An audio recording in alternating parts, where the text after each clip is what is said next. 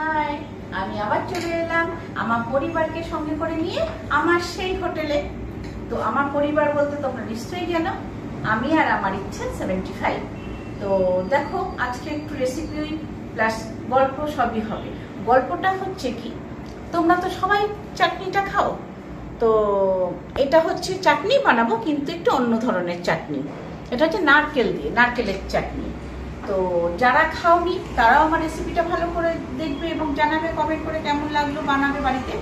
এবং যারা খেয়েছো নারকেলের চাটনি, তারা কি অন্যভাবে বানাও নাকি আমার মতন করে, এটাও প্লিজ একটু জানিও, কমেন্ট করো। কি কি আছে এবার দেখতে থাকো, ঠিক আছে? এটা হচ্ছে নারকেল, আমি ডাস্ট নিয়েছি, যেহেতু আমার হোটেলে থাকে ডাস্ট নিয়েছি। তোমরা কাঁচাটাও নিতে পারো, ডাস্ট থাকলে ডাস্টও নিতে পারো। এটা একসাথে কুচনো আছে, তোমার শুকনো লঙ্কা কাঁচা লঙ্কা কুচিয়ে রেখে দিয়েছি। আর এখানে সামান্য সর্ষে। এটা হচ্ছে কুচানো পেঁয়াজটা আরেকটু দেবো, যেহেতু ছোট বাটি আমার অল্প আছে, এর জন্যই রেখেছি। পেঁয়াজ আরেকটু দেবো আমি। এটা হচ্ছে কারি পাতা, এটা হচ্ছে কুচানো টমেটো। আর তার সাথে তো নুন, মিষ্টি, হলুদ স্বাদ মতন, এটা তো যাবেই। তো আমি পেঁয়াজ কটা দিয়েছি, বড় দেখে একটা পেঁয়াজ কুচানো, আর টমেটো 3টে। যেহেতু বাটিগুলো আমার ছোট ছোট, তো তার জন্য আমি এখানে অল্প করেই তোমাদেরকে দেখাচ্ছি। তো চলো এবার দেখতে থাকো কি করে বানাই। দেখো, আমি কড়াই বসিয়ে দিয়েছি, কড়াইয়ের মধ্যে দিয়েছি তেল। এবার ফার্স্টেই আছে ফোড়ন। ফোড়নের মধ্যে সর্ষে ফোড়নটা দিচ্ছি। এটা সাদা তেলেও করা যায়, সর্ষের তেলেও করা যায়, তবে সর্ষের তেলে করলে টেস্টটা ভালো আসে। আমি সর্ষের তেল দিয়ে করছি।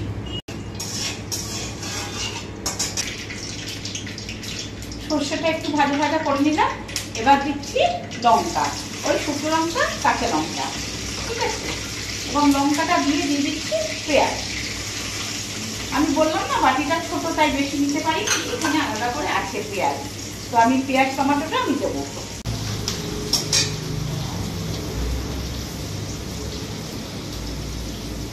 আর একটু পেঁয়াজ ছিল, সেটাও দিয়ে দিলাম। নেড়ে টমেটোগুলো দিয়ে দিলাম। থালার মধ্যে আরেকটু আছে, সেটাও দিয়ে দিলাম। খেতে খুব ভালো লাগে। এটা যখন আমার ভাজা ভাজা একটু হবে সামান্য, তখন আমি নারকেলটা দিয়ে দেবো আর কারি পাতাটা দিয়ে দেবো।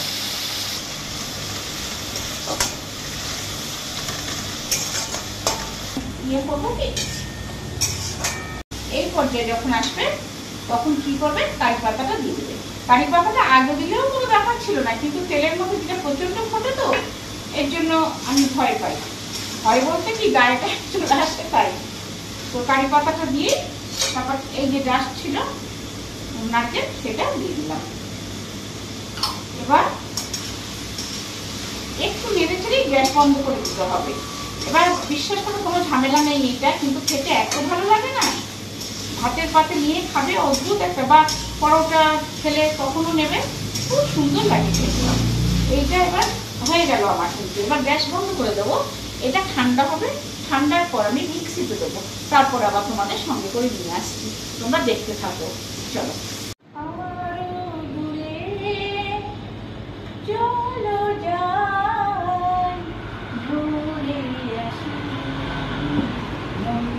কাছাকাছি তুমি আছো, আমি আছি পাশাপাশি, ঘুরে আসি আরো দূরে, চলো যাই।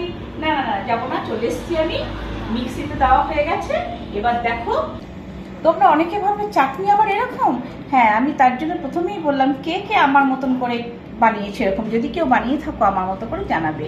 চাটনি সাধারণত একটু লিকুইড টাইপেরই হয়, কিন্তু এই চাটনিটা আমি এইভাবে বানাই।